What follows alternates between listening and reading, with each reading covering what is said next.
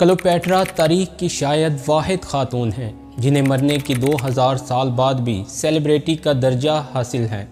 आज भी जब किसी के हुस्न की तारीफ़ करनी हो तो क्लोपेट्रा का नाम जहन में आता है। पिछले 2000 बरस से इनकी लाजवाल हुस्न पर अनगिनत पेंटिंग्स, म्यूरल और मुजस्मे तैयार किए जा चुके हैं। वो मुतअद्दिद नावलों, अफसानों और कहानियों का मौजू बन चुकी हैं और इन पर हॉलीवुड समेत दुनिया भर में फिल्में बनाई गई हैं जिनमें उनके किरदार एलिज़ाबेथ टेलर और सोफिया लॉरेन जैसी हसीनाओं ने अदा किए हैं। लेकिन क्या वाकई तारीखी क्लोपेट्रा इतनी ही हसीन व जमील थी कि उनका हुस्न हमारे इज्तमाई लाशऊर का हिस्सा बन गया है? इस सवाल का जवाब ढूंढने से पहले ये बताना ज़रूरी है कि क्लोपेट्रा थी कौन।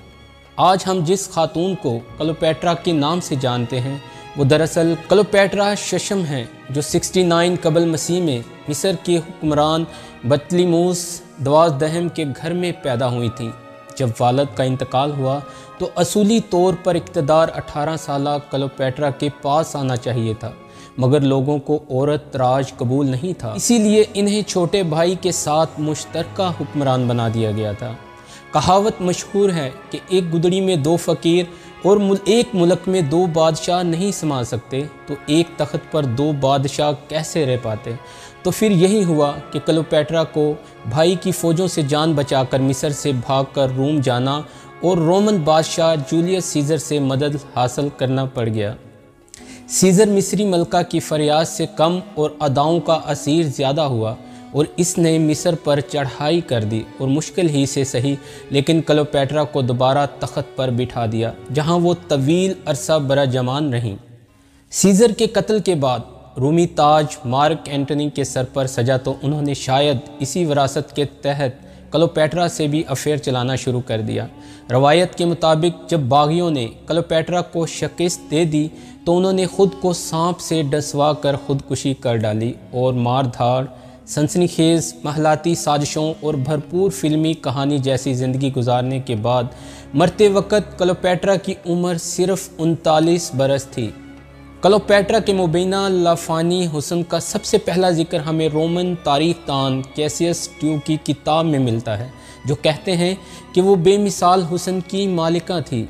बिज़ाहिर यही फ़िक्रा बाद की तारीख़दान ले उड़े और रफ्ता रफ्ता ये बच्चे बच्चे की ज़ुबान पर चढ़ गया कि आज भी अगर किसी के हुस्न का जिक्र करना हो तो अमूमन क्लोपेट्रा का नाम जहन में आता है। लेकिन काबिल गौर बात यह है कि कैसियस ने यह फ़िक्रा क्लोपेट्रा के मरने के 200 साल बाद लिखा था। अगर हम तारीख़ में क्लोपेट्रा के दौर के थोड़ा और करीब जाएं तो थोड़ी मुख्तलिफ तस्वीर देखने को मिलती है।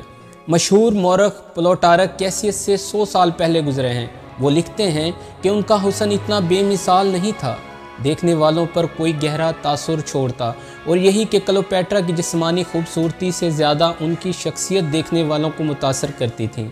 तो फिर हम किसकी बात माने, वो जो 100 साल पहले लिख रहा है या 200 साल के बाद? क्या कोई और तरीका भी है जिसकी मदद से हम खुद किसी नतीजे तक पहुंच सकें?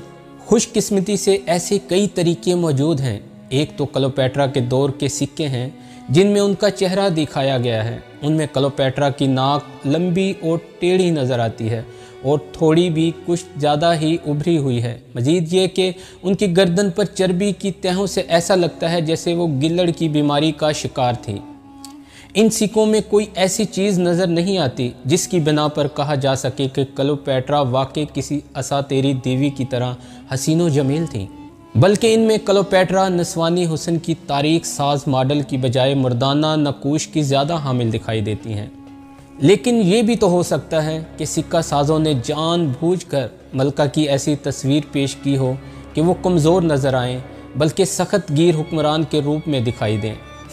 दूसरी तरफ चंद ऐसी हम अंसर पेंटिंग्स और मुजस्मे भी हमारे पास मौजूद हैं जिनमें मुमकिना तौर पर क्लोपेट्रा को दिखाया गया है। इनमें भी क्लोपेट्रा के कमो बेश वही नकूश दिखाई देते हैं जो सिक्कों पर कोनिंदा हैं, जिनसे इस ख्याल को तक़वियत मिलती है कि क्लोपेट्रा ऐसी नहीं थी जैसे अफसाने बने हुए हैं। इसलिए शायद ये सवाल ज़्यादा मौजू है कि क्लोपेट्रा अपने दौर के लोगों को कैसी लगती थी, और इस सवाल का जवाब ये है कि क्लोपेट्रा में कोई तो ऐसी बात ज़रूर थी کہ رومن دور کے دو عظیم ترین شہنشاہ ان کے خاطر ہر حد سے گزر گئے، اور یہی بات سب سے اہم ہے۔